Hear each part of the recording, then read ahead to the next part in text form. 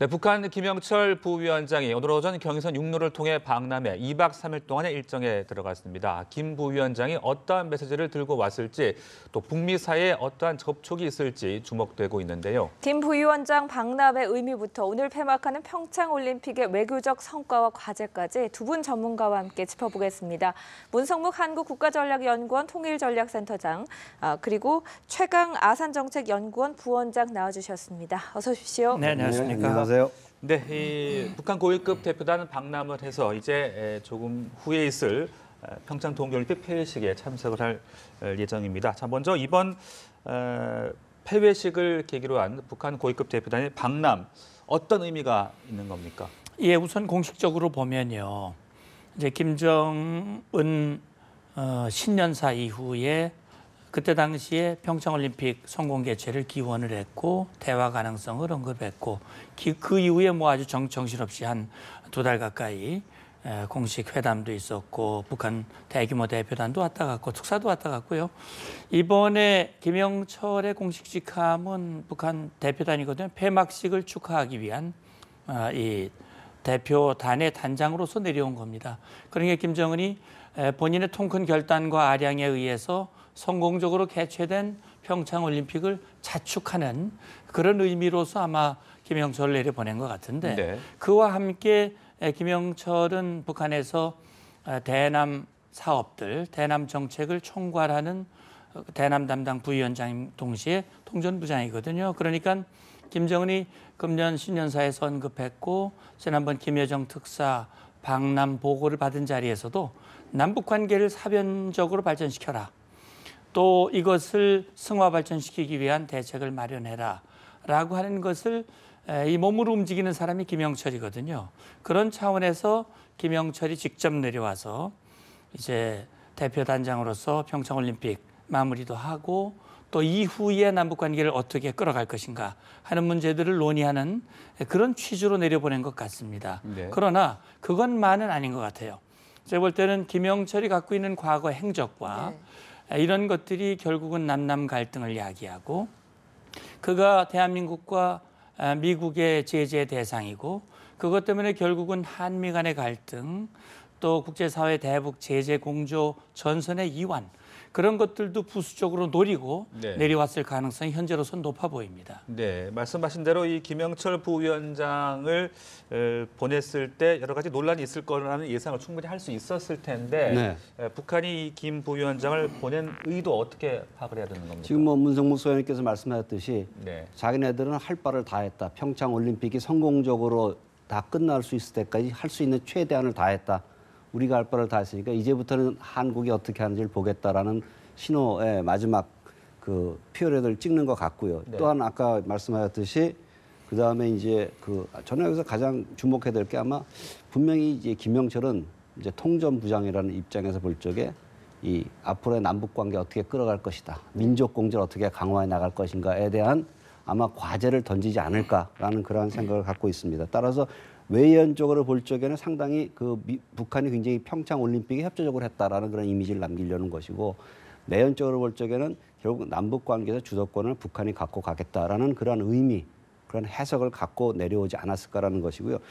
이 시간을 두고 우리가 생각해 볼 필요가 있는데요. 김여정 부부장이 왔다 갔으니까 분명히 우리의 메시지가 갔을 거고 네. 그럼 김여정이 다시 내려올 수는 없는 상황에서 그렇다면 김영철이 내려와서 거기에 대한 뭔가 우리가 보냈던 메시지에 대한 답을 가지고 왔을 가능성도 있습니다. 그러한 답이 무엇인지는 모르겠으나 여하간 지난번에 북한이 이제 남북 정상회담 카드까지를 꺼냈지만 우리가 반응하는 게 그렇게 북한이 예상했던 것만큼 아주 열정적인 반응은 아니었거든요. 그러니까 이번엔 한 번 더 한국을 좀 끌어당기기 위한 그런 방안도 나오지 않을까라는 생각을 해봅니다. 네. 네. 오늘 오전에 도착을 했는데 화면으로 저희가 여러 번 보여드렸지만 김여정 특사 박람 때와는 분위기가 조금 달랐던 것 같습니다. 표정도 좀 무겁고 가라앉아 있다는 느낌을 받았는데요. 기자들의 질문에도 역시나 묵묵부답이었는데 우리 측에 논란이 되고 있는 사안들 전부 좀 파악하고 있다 이렇게 볼 수 있을까요? 당연하죠. 지금 김영철은 저도 회담에서 여러 번 직접 접촉을 하고 또 협상을 해봤고 90년대 초에 남북 고위급 회담을 할 때 북측 대표의 일원으로 나왔었고요. 2000년대에 있었던 주요 남북 군사회담의 북측 단장으로 나왔던 인물이에요. 그러니까 한반도의 군사 문제에 대해서는 아주 북한 내에서는 가장 오랜 경험을 가지고 있는 그런 전문가라고 볼 수 있지요. 네. 그런데 북한의 대남 전략이라고 하는 것은 대남 협상만 하는 것이 아니고 도발도 같이 하거든요. 그런데 공교롭게도 김영철은 대남 협상도 했고 도발도 같이 했던 그런 인물이에요. 일례를 말씀드리면 1990년대 초에 남북군사분과위원회 회의가 협상이 있었는데 그때 당시에 북한 김영철의 공식 직함이 인민무력부 정찰국의 부국장이라는 직함을 가지고 나왔어요. 정찰국 2009년에 만들어진 또 정찰총국은 대남 도발의 중심적인 조직이거든요. 그러니까 정찰총국이 2009년에 만들어지고 김영철이 총국장을 했기 때문에 2010년에 있었던 천안함 폭침, 연평 포격 도발의 책임을 면할 수 없는 것이지요. 그런 차원에서 김영철은 남북 문제를 너무나 잘 알고 있고요. 네. 통전부장으로서 대남 담당 부위원장도 하고 있고 통전부장을 하고 있는데 이것은 대남, 다시 말하면 지금 벌어지고 있는 모든 일들의 실무 책임자이고 앞으로 이끌어갈 이런 부분에 대해서도 김영철이 이 책임자로서 사실 전 아쉬운 부분이 이겁니다. 김정은이 정말 남북관계 개선을 진정으로 원했다면 물론 김영철이 대남 담당 부위원장이지만 남측의 논란, 우리 대한민국 국민들의 반발이 굉장히 클 것이라고 하는 것은 충분히 예측했을 텐데 왜 무리해서 이 사람을 보냈을까라는 아쉬움이 있는데 어쨌든 간에 김영철은 지금 자기가 내려오면 남남 갈등을 이야기할 수 있을 것이고 한미 간에도 굉장히 불편함을 초래할 것이다. 이것은 북한이 노리는 그 노림수의 중요한 요소 중에 하나거든요. 그런 차원에서 김영철이 내려왔고 지금 남측에서 그렇게 반발하는데 김영철이 화난 모습을 보이기가 어려울 겁니다. 네. 그러니까 아주 무거운 모습을 보였고 기자들의 질문에 답을 일체하지 않았고 그러나 제가 생각할 때 보이지 않는 곳에서 예를 들어서 우리 통일부 장관이나 다른 사람을 만날 때 우리 대통령을 보이지 않는 곳에 만날 때는 아마 환한 모습, 남북관계를 이렇게 밝게 하겠다고 하는 그런 모습을 보일 가능성이 저는 많다고 생각합니다. 네, 앞서 이 김영철 부위원장이 이 남북 정상회담으로 가기 위한 어떤 좀 보다 진전된 메시지를 내놓을 것이다 이런 예상을 해주셨는데 어떤 메시지가 포함됐을 걸로 예상하십니까? 제가 생각할 적에 우리한테 대한 메시지에 대해서는 역시 민족 공조를 강화하자. 네. 김정은 위원장이 남북 정상회담에는 상당히 의지가 강하다라는 그런 메시지를 내놓을 수가 있겠죠. 그러나 북핵 문제와 관련된 것에서는 답이 없을 거라고 생각합니다. 네. 철저히 남한과는 핵 문제는 다루지 않는다라는 그런 기본 원칙을 가져갈 거고 또한 한국이 원하는 지금 우리 문재인 정부가 출범하면서 제안했던 군사회담이라든가 적십자 회담에 대한 답을 갖고 왔을 가능성이 있습니다. 예. 그럼 그렇다면 그걸 통해서 이 다음 정상회담으로 갈 수 있는 어떤 디딤돌을 마련하려고 할 가능성이 있습니다. 그러나 그것은 우리가 바라는 디딤돌은 아니죠. 문재인 대통령께서 항상 얘기했던 것은 남북 대화와 비핵화는 같이 가야 된다. 즉 비핵화에 대한 답을 내놔야 되는데 김영철 통전부장이 이번에 왔을 때 그 답을 내지는 않을 것 같다라는 생각이 듭니다. 물론 최강일이라든가 이런 사람들이 온 걸 보게 되면 뭐 가능성도 있겠지만 그건 혹시 있을지도 모를 미국과의 접촉에 대해 대비한 것이지 뭔가 비핵화에 답을 주기 위한 것은 아니다. 왜냐하면 네. 김영철 부장이 오기 전에 북한 매체를 통해서 얘기했던 것은 한국과의 비핵화 회담은 없다는 걸 확인을 여러 차례 했거든요. 그런 차원에서 볼 적에는 굉장히 우리가 뭐 조심스럽게 기대는 해보지만 그렇게 높진 않다라는 생각이 들고요. 아까 우리 문성무 소장님께서 말씀하셨는데 김영철의 이 방남 뭐 그 용어 갖고서 국내에서 말이 많습니다만 여하간 뭐 방남이라는 그런 용어를 쓴다고 했을 적에도 보게 되면은 사실은 우리 제재의 형해화가 가능해진다는 거죠. 천안함에 대해서 과연 우리가 더 책임을 물을 수 있을 것인가? 연평도 포격에 대한 책임을 물을 수 있을 것인가? 직접 남북 관계를 서로 논의해야 될 대화 상대자로서 김영철이 왔다는 것에 우리는 앞으로 상당히 부담을 가질 수밖에 없는 상황이고 아마 북한은 그것까지 노리지 않았나라는 그런 생각을 해봅니다. 네. 네. 최 부원장께서는 비핵화 얘기는 없을 것이다라는 언급을 해주셨는데요. 지금 북한 고위급 대표단이 폐막식 참석 말고는 아직까지 뚜렷한 일정이 나와 있는 게 없지 않겠습니까? 앞으로 어떤 일정들이 포함되게 되고 또 어떤 메시지를 가져갈 것으로 예상하시나요? 예, 뭐 지금으로서는 우리가 뭐 추정만 할 뿐인데 25일 오늘 오전에 내려왔단 말이죠. 그리고 지금 평창에 가 있는 걸로 알고 있습니다. 오늘 저녁에 이제 폐막식에 참가를 하겠지요. 그러니까 오늘 폐막식 자리에는 미국 대표단과 북한 대표단이 어쨌든 한 공간에 있을 가능성이 있는데 그 공간에서 뭔가 대화가 있을지 없을지는 지금으로서는 알 수가 없어요. 미국 대표단의 백악관 대변인은 직접 얘기를 했죠. 북측 인사와의 접촉은 없을 것이다 라는 얘기를 했는데 이제 거기서 대변인의 말에 좀 주목되는 표현은 그런 거예요. 북한이 조금이라도 변화되는 움직임이 있다면 그러면 뭐 혹시 대화도 가능하다라고 얘기를 했는데 북측에서도 최강일 미국 거기 부국장이 이제 왔고 그런 상황에서 보면 실무 차원에서의 뭔가 탐색적 차원의 대화가 있을 가능성을 완전히 배제할 수는 없을 것 같습니다. 또 대화가 있다 하더라도 그게 공개가 될지 안 될지 이건 지금으로서는 알 수가 없는데 이제 비핵화 문제에 대해서 북한의 입장은 뭐 요지부동이지요. 지금 비핵화와 미국과의 대화와 관련해서 북한 매체에서 지금 밝히고 있는 내용을 보면 북한의 비핵화를 바라는 것은 태평양 물이 마르는 것을 기대하는 것과 같다. 이렇게 얘기를 했어요. 비핵화는 결코 없을 것이다. 라는 것을 태평양 물이 마르는 것과 비유를 했고요. 그다음에 미국과의 대화 구걸하지 않는다. 앞으로 200년이 가도 미국과는 대화하지 않을 것이다. 이게 북한 매체의 표현입니다. 물론 북한 매체의 표현을 우리가 액면 그대로 받아들일 이유는 없는데 어쨌든 과연 북한이 비핵화에 관련된 진전된 메시지를 가져올 것인가 하는 거에 대해서는 저도 부정적입니다만 그러나 북한이 굉장히 어렵습니다. 경제적으로도 그렇고 국제사회의 고립도 그렇고 내부적으로도 흔들리는 것 같고요. 이런 상황 속에서 뭔가 이걸 국면을 좀 모면하기 위한 차원에서 이를테면 자 남측이 한미연합연습을 중단한다면 우리가 그 기간 동안 미사일 발사라든지 핵실험을 좀 유예하겠다라든지 이런 뭔가 좀 다른 메시지. 다 우리 김정은 위원장은 남북관계 개선에 큰 의지를 가지고 있다. 따라서 남측이 목말라 하는 이 이산가족 상봉 문제라든지 이런 문제에 대해서 전향적으로 할 수 있다라든지 이런 메시지를 가지고 평창을 계기로 조성된 평화의 분위기, 북한식 평화의 분위기를 좀 이어가고자 하는 그런 시도를 할 가능성이 있는데 사실 이거는 평화의 착시 현상일 가능성이 높고요. 이것이 진정한 평화는 아직은 아니다라고 하는 부분들을 아마 우리 많은 국민들은 주목하고 있을 겁니다. 네, 비핵화 관련된 직접적인 이야기는 하기가 힘들기 때문에 이산가족 상봉이라든지 보다 다른 접근이 있을 수도 있다 이런 말씀이셨는데요. 네. 저도 아마 거기에 전적으로 동의를 하고요. 왜냐하면은 지금 뭐 최강일 부국장이라든가 앨리슨 후커 담당관이 와 있긴 하지만은 그것을 혹시 있을지 모를 것에 대한 대비, 즉 뭐 예를 들어서 이방카 트럼프를 도와준다든가 아니면은 김영철 부장을 도와준 옆에 라인에 있지 이 사람들이 어떤 새로운 전향적인 입장을 내세울 수 있을 만한 위치에 있지가 않습니다. 그리고 사실 이미 탐색적 대화라는 것도 뭔가 변화된 입장을 갖고 와야지만 가능한 건데 이미 벌써 오기 전부터 입장이 다 양측 다 정해져 있는 상태입니다.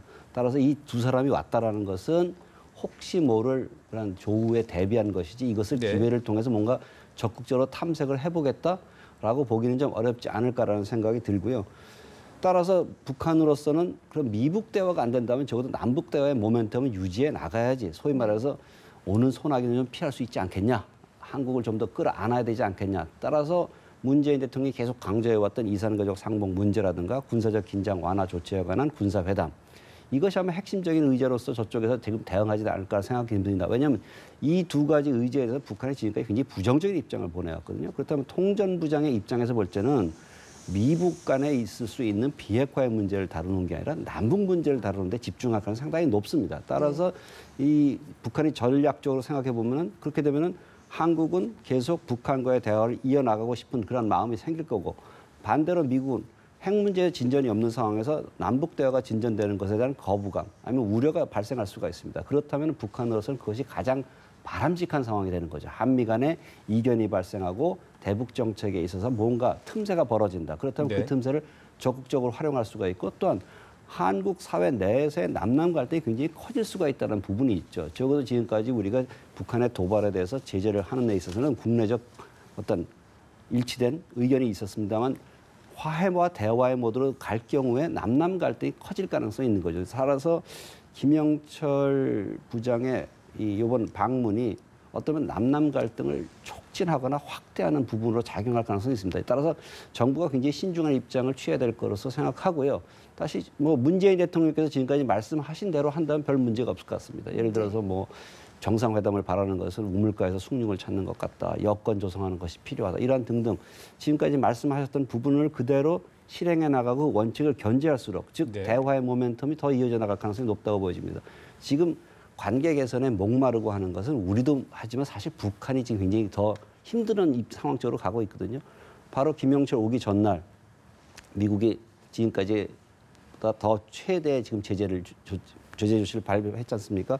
따라서 미국으로서는 더 압박을 하겠다는 입장이고 그렇다면 북한으로서는 이 국면을 어떻게 넘길 것인가를 고민한 그런 상황이 될 것이고요. 네. 그것을 네. 오히려 대화의 가능성을 더 높이는 방향 쪽으로 갈 수도 있다라고 생각합니다. 네, 최강일 부국장이 이번에 방남했습니다만은 역시 북미 간 접촉이 진전되기는 상당히 좀 힘들다 이런 말씀이신 것 같은데, 근데 또 후커 보좌관이 지금 와 있지 않습니까? 그렇다면 또 김영철 부위원장과의 또 구면인 만큼 어떤 좀 계기가 있을 수도 있지 않을까 전망도 있던데. 네, 그렇죠. 그러니까 이제 2014년에 케네스 배 그 석방을 위한 협상을 위해서 방북을 했던 인물이 바로 이제 후커, 이 NSC 한반도 담당 책임자인데, 뭐 이 사람은 북한에 대해서도 상당히 전문가고, 그래서 저는 우리 부원장님 말씀대로 후커의 기본적인 역할은 이번에 이제 이방카 보좌관이 대통령과 만나고 또 어떻게 보면 이 우리 지금 한반도를 둘러싼 북한 핵 문제라든지 여러 가지 한미 간의 현안 문제들을 논의하는 과정에서 아마 후커는 그걸 보좌하기 위한 것이 아마 1차적인 임무일 거예요. 그다음에 2차적으로 만약에 이러저러한 계기로 해서 이 미국과 북한 사이에 대화가 만약에 이루어진다면 말씀하신 대로 앵커께서 질문하신 대로 그냥 지나고 스치면서 과거의 구면이니까 뭐 서로 눈인사를 하고 하는 건 가능할 수 있을지 네네. 모르겠으나 본격적으로 마주 앉아가지고 핵이라고 하는 문제를 놓고 서로 논의할 수 있는 그런 자리가 마련이 될 수 있을지 없을지는 지금으로서는 알 수는 없으나 어쨌든 중요한 것은 대화를 하고 안 하고도 물론 중요하지만 네. 그 대화가 어떤 성격의 대화냐, 다시 말하면 어떤 문제를 가지고 논의하는 대화냐 하는 것이 더 중요하거든요. 말하자면 지금 이방카 보좌관이 왔는데 저는 그런 생각을 했어요. 지난번에 펜스 부통령이 왔을 때 우리가 역대급 제재를 준비하고 있다. 그런데 그것의 발표는 적어도 평창올림픽이 끝난 후에 하지 않을까라는 기대를 했는데 이방카 보좌관이 오는 그 시점에 맞춰서 미국이 이걸 발표했단 말이죠. 이 의미가 무엇일까? 그다음에 이방카 보좌관과 대통령과 대화에서 대통령께서는 대화에 방점을 두고 대화를 강조하셨는데 이방카 보좌관은 대화 얘기는 안 하고 한국과 미국의 강력한 대북 제재가 결국은 오늘날 북한의 변화를 가져왔고 한국의 역할에 대해서 상당히 평가를 했고 네. 결국은 미국은 북한이 비핵화에 관련된 분명한 입장과 결단을 보이지 않는다면 제재의 수위를 낮출 의지가 없다라고 하는 것을 재확인한 것이거든요. 그럼 우리 정부가 고민이 깊어지는 거죠. 우리로서는 북한이 말하는 우리 민족끼리의 그 보조를 맞춰서 대화도 해야 되고 교류도 확대해야 되는데 미국은 비핵화에 관련한 북한의 변화가 없이는 압박과 제재를 강화하겠다고 하는 것이고 이번에 남북 간의 제재와 교류하는 동안 여러 가지 갈등들이 있었잖아요. 제재에 걸리는 문제들이 있었고 이런 것들이 결국은 앞으로 상당히 우리 정부로서는 곤혹스러운 상황들이 기다리고 있지 않을까 하는 생각이 듭니다. 네. 네. 미국은 강한 제재와 압박으로 가고 있고 북한에서는 비핵화를 언급할 가능성이 적어 보이기 때문에 우리 정부의 역할이 중요할 것 같습니다. 이제 평창 동계올림픽도 끝나지 않습니까? 평창 올림픽의 외교적 성과와 과제를 마지막으로 짚어주시고요. 나아가서 향후 한반도 정세까지 정리를 좀 해주시죠. 외교적인 성과라고 하게 되면 일단 평창 동계올림픽이 성공적으로 다 마무리가 됐다. 그리고 평화적으로 끝났다라는 것이고요. 물론 그런 차원에서 보게 되면 상당히 뭐 미국은 좀 입장이 다르긴 합니다만 전 세계적으로 볼 적에 그 남북 관계 개선에 대한 지지 여론은 상당히 확대가 됐다라고 평가가 됩니다. 유럽의 국가들 약간 좀 미국과 좀 다른 입장을 보였기 때문에 그럼에도 불구하고 핵심적인 핵 문제에서는 국제사회가 역시 공조가 탄탄하구나. 그리고 그것이 하나고요. 그러나 우리로서는 상당히 부담스러운 부분이 뭐냐면 지금 문성목 소장님께서 말씀하셨는데 한국이 대북 제재의 틀에서 가장 약한 고리가 아닌가라는 그런 의혹을 받게 됐다라는 것이고요. 그래 따라서 한국으로서는 앞으로 이 문제를 가지고 국제사회, 특히 미국과 관련 우방국들에 대해서 확실한 신뢰를 심어줘야 됩니다. 우리가 대화만을 추구하는 건 아니다. 필요한 제재는 동참을 하고 또한 의미 있는 대화를 하는 것이지 대화를 위한 대화를 안 하겠다는 그런 원칙에 맞는 행동을 취하는 것이 가장 적절한 행동인 것 같고요. 아마 그것이 첫 번째 시험대가 되는 것이 아마 군사훈련 이것을 과연 어떻게 할 것인가라는 것이 아마 가장 큰 문제가 될 것 같고 네. 뭐 지금까지 정부에서는 뭐 송영무 장관께서 3월 중에 입장을 발표할 것이다. 그게 뭐냐면 북한이 어떻게 하는지 보겠다라는 신호로 보일 수 있습니다. 따라서 우리는 원칙에 맞게 안보에 있어서 우리 안보를 튼튼히 하기 위한 모든 노력을 다 강화해 나가면서 또한 대화의 문을 열어놓고 또한 북한에 대해서 그야말로 전략적인 결단을 내려라 하는 그런 강한 메시지를 보내야 된다고 생각합니다. 네. 자, 지금 또 방금 들어온 소식에 의하면 문재인 대통령이 평창에서 김영철 부위원장 등 북한 대표단과 접견을 했다는 소식 들어왔는데요. 관련 내용들은 또 저희가 계속해서 보도를 해드리겠습니다. 자, 지금까지 두 분과 함께 북한 고위급 대표단의 방남 그리고 동계올림픽 이후의 정세까지 자세하게 짚어봤습니다. 두 분 말씀 고맙습니다. 감사합니다. 감사합니다.